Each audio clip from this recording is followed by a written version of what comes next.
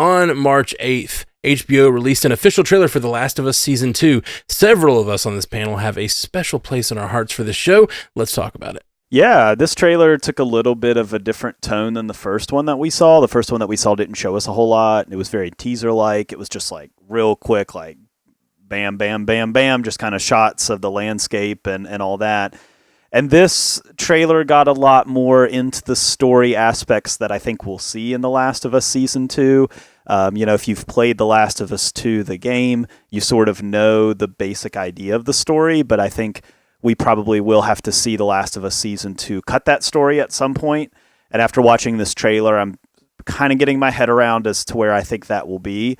But I think that what that means is that is going to set up a really interesting character study here. We know from the trailer, we obviously have the returning characters, Pedro Pascal's Joel, Bella Ramsey's Ellie, but now we've seen a lot more in this trailer of Caitlin Dever's Abby, who's a key player in The Last of Us 2 as well. And I think that's going to be an interesting side plot here. Like as the conversation and culture starts around this show, like as this show starts to hit the Sunday night and people are watching it and they're talking about it online and there's the discussions going on, there's going to be a really interesting discussion about character dynamics here as we see these three characters really evolve and we kind of add this other main character to the mix. So I don't want to go too much further into that because I don't want to spoil anything or run us down a road where we're, changing your expectation of the show or anything like that. But yeah, I'm obviously excited for this. I've, had podcasted about The Last of Us and have talked about it at length about how I really like that story. And I think it's a really one of the, best gaming experiences that I've ever had playing The Last of Us Part 2. But I'm fascinated in how in just 7 episodes, we're going to tell a story and we're going to find a stopping point on that story. And then what will we continue to do from there? I saw the other day that they're picturing The Last of Us Part 2 as being, The Last of Us as a show as being about a 4-season show or something like that. I think is kind of what they were saying, which That's interesting to me, right? Like 4 seasons seems short, especially with only about 7 episodes. But the source material does run out after the second game, unless there's a third one around the corner. So it does sort of present a challenge a little bit, but that George R. R. Martin type challenge. Yeah. There have been talks about a third game, and then there's been talks about not, and then doing it, and then not, and it's just never sort of come together from Naughty Dog. So that's, and I know that they're heavily involved. Neil Druckmann, who made the game's heavily involved with the creating of the HBO series. So it's not like they're not going to have the same problems as Game of Thrones, but yeah, I found myself thinking a lot about how this show is going to continue after season 2, I guess. Well, at the mention of Neil Druckmann, it is worth mentioning his most recent comments regarding the possibility of a third video game. He said, "Don't bet on it."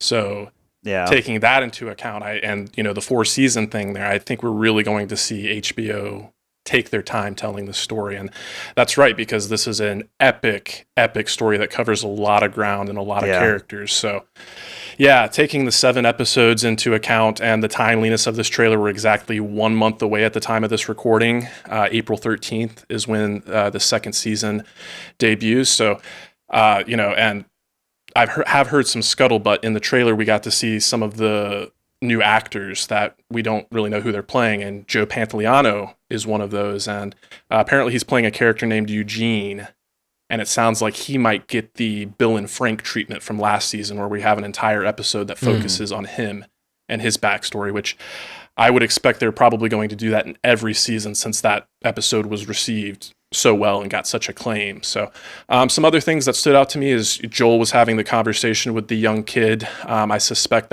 that's probably his nephew. That's probably his brother's kid. And then I think I can dive into this a little bit without getting too spoilery, but we did see more of the factions at play here. So there's a faction called the Seraphites or the Scabs, which is kind of like an egalitarian cult. And then you have the Wolves, which is the Washington Liberation Front, which is led by Jeffrey Wrights Isaac. So I think they're definitely going to spend a lot of time with those factions and the nuance.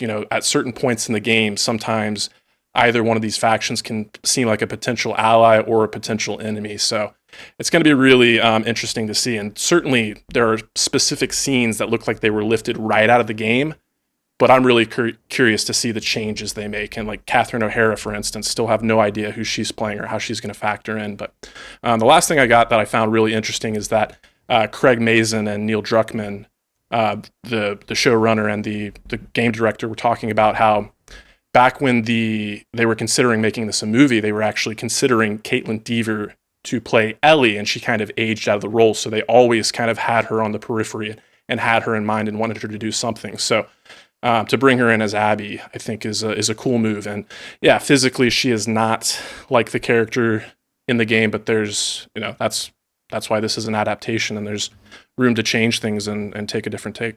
So I'm excited. Yeah, I saw people talking about that online, like, she doesn't even look like Abby. And it's like, I just simply do not care about that. Yeah, like it's just like one of those things that it's like you want me to care about it, and I just simply do not. Yeah. Like, it's just, she looks how she looks, and she's an actress. It's fine. Yeah, that's how I feel too. And I didn't play the game, the second game. I played a little bit of the first one, never finished it. So I don't care about the and now I feel like the surprise is ruined because I've now seen the first season, so I know what the surprise of the game is. I know it's still a very, very meaningful experience. The draft moment hits harder in the game than it does in the show, I will say. The what moment? The draft moment from season 1, where they see the drafts and get to like interact with them and feed them. Oh, okay. I don't even remember it. It's kind of So, like yeah, the it must hit harder in the game. Scene with the Brontosaurus. Okay, it must hit harder in the game because I don't even remember it from the show. But yeah, I'm excited for this. It's so funny. I can't get away from Walking Dead comparisons just because I've seen like 13 seasons of that show now, and I'm just excited for a show to take that sort of post-apocalyptic zombie world and like take it so seriously. Because I like Walking Dead, I really do, and the first season particularly is amazing. And this is not a new take, but after that, it sort of was too scared of its own shadow and didn't do any big things. I felt like, and I miss the prestige television that was season 1, and this Last of Us was a head above that first season of Walking Dead. But like, I'm excited to see them tackle some of these things that I've always been fascinated by, sort of the factionalism that exists in a world post-apocalyptic zombie type setting, and really dive into those things. And the relationship stuff just looks so solid. So I'm really excited to learn the story, since I'm not going to play the game before this comes out, because I like to be the guy on the podcast who doesn't know what's coming. So maybe I'll play all these games one day. They're worth it. The Walking Dead was at its best when it was a human story, like, and it dealt with human, rage and love and fear and anger and all of these types of things. And that's what The Last of Us is. It's a human story. It's set in a backdrop for sure of post-apocalyptic America, but it is a human story. It's about love, and it's about protection and family and anger and revenge, and and that's what makes it so good.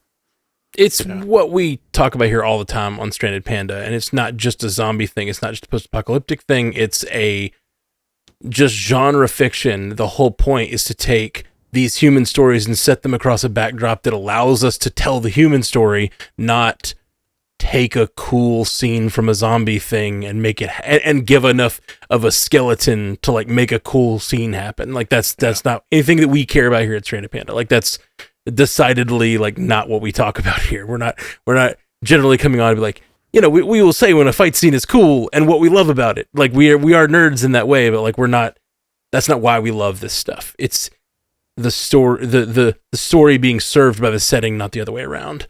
And so I'm obviously they've done that with this show. So season 2 is gonna rock. Spoilers: those monsters they were referring to weren't just the infected. I figured that, yeah. That intercut with all the shots of the different factions outside. That's what made me think that. And also, you were talking about this the episode with Bill and Frank. We've been covering Severance, and the last 2 episodes have been very like diversions from the normal series. And that sort. It's interesting, the Bill and Frank thing. It just sort of reminds me of what has been happening with Severance the last 2 episodes, and it is like a cool thing to do, to be able to like tell a completely divergent story that builds to the whole of the rest of the story. Always a sort of it's a brave thing to do, and it's a confident thing to do in these shows. You just watched a clip from Multiverse News. If you liked it, go to our channel. We got a whole episode that it comes from. So go check that out and hit the like and subscribe. And we got lots of clips you'll enjoy, but also full hour-long episodes of Multiverse News with lots of things that don't even make it to clips. So check us out. You stay clippy.